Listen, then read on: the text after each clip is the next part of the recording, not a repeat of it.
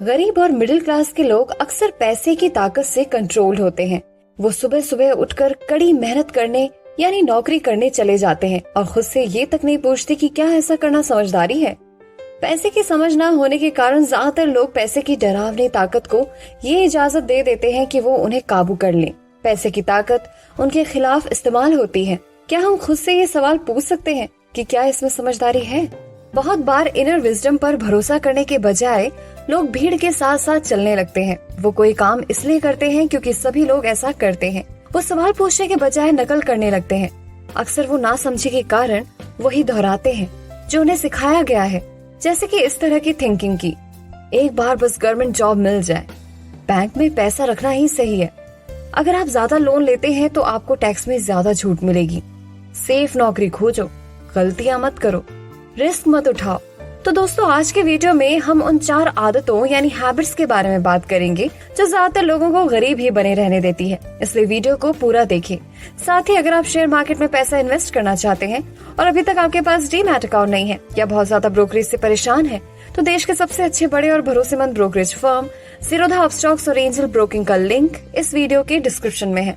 आज ही अपना demat account open करें, जहां पर आपका ब्रोकरेज मैक्सिमम 20 रुपए ही लगेगा। इतनी चीपेस्ट ब्रोकरेज रेट और सेफ्टी और कहीं नहीं मिलेगी। तो चलिए स्टार्ट करते हैं।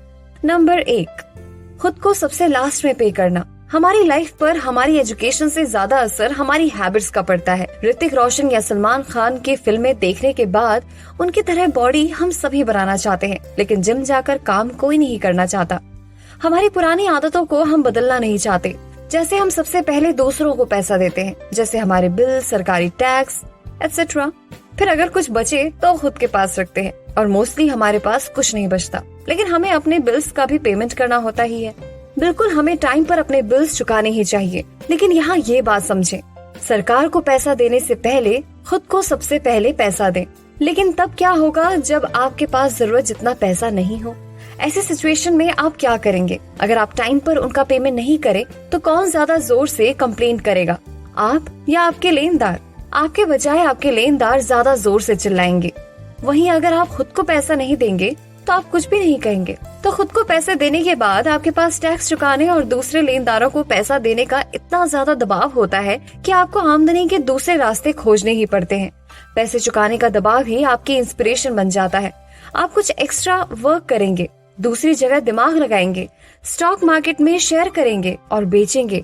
आप हर तरह के काम सिर्फ इसलिए करेंगे ताकि मांगने वाले लोग आप पर ना चिल्लाएं। इस दबाव के कारण आप ज्यादा कड़ी मेहनत करते हैं और आप ज्यादा सोचने पर मजबूर होते हैं।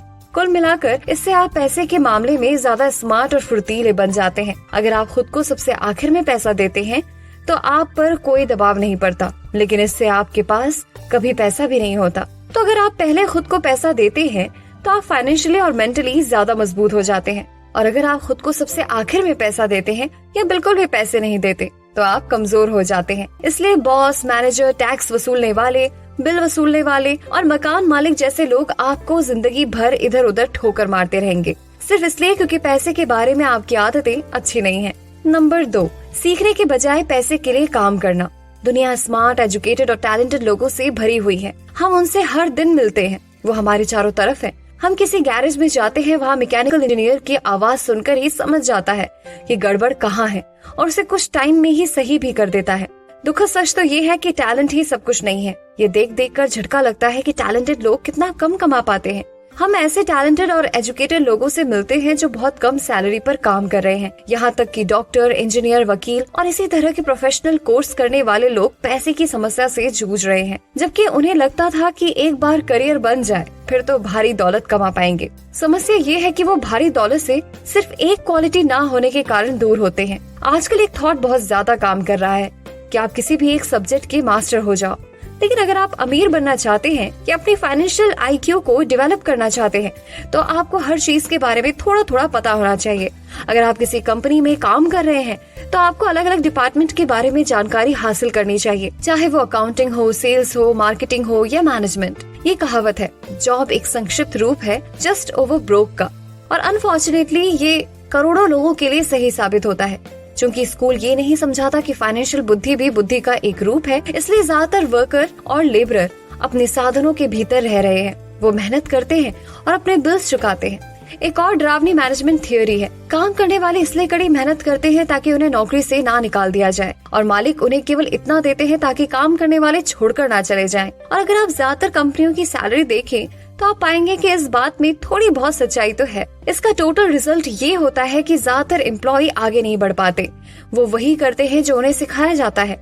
सेफ नौकरी खोज लो। ज्यादातर काम करने वाले कम टाइम के फायदे जैसे सैलरी और दूसरे फायदों के लिए काम करते हैं, लेकिन लॉन्ग टर्म विजन से ये उनके लिए घाटे का सौदा साबित होता है। इसके बजाय हमें नौकरी सर्च करते टाइम इस बात पर कम ध्यान देना चाहिए कि कितनी सैलरी मिल रही है। हमें इस बात पर ज्यादा ध्यान देना चाहिए कि हम कितना सीख रहे हैं। रास्ते पर आगे की तरफ देखकर ये तय करें कि किसी खास प्रोफेशन को चुनने के पहले और चूहा दौड़ में फंसने से पहले हम कितनी दक्षताओं में पारंगत होना चाहते हैं। एक बार लोग बिल चुकाने की लाइफ लॉन्ग प्रोसेस में फंस जाते हैं तो वो नौकरी के पिंजरे में फंसे रहते हैं, जहाँ से वो चाहकर भी कभी बाहर नहीं निकल पाते हैं। क्या हमने कभी सोचा है कि रोजमर्रा की ये एक्टिविटी हमें कहाँ ले जा रही है? कोल्हू के बैल की तरह कड़ी मेहनत का नतीजा क्या निकल रहा है? हमारा आने वाला फ्यूचर कैसा होगा? जब हम ज्यादा पैसा कमाने की इच्छा रखते हैं तो हमेशा एक ही चीज याद रखनी चाहिए, अपनी लाइफ के बारे में एक लॉन्ग व्यू रखें।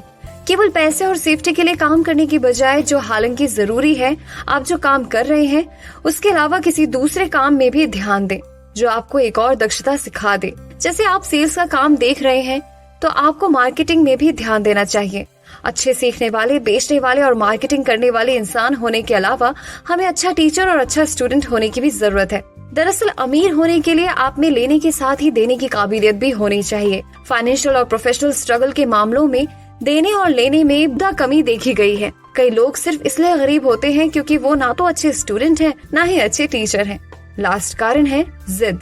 जिद ईगो और इग्नोरेंस का मिला जुला रूप है। जो आप जानते हैं उससे पैसा आता है, जो आप नहीं जानते उसके कारण आप पैसा खोते हैं। हर बार जब आप जिद करते हैं तो पैसा गंवाते हैं।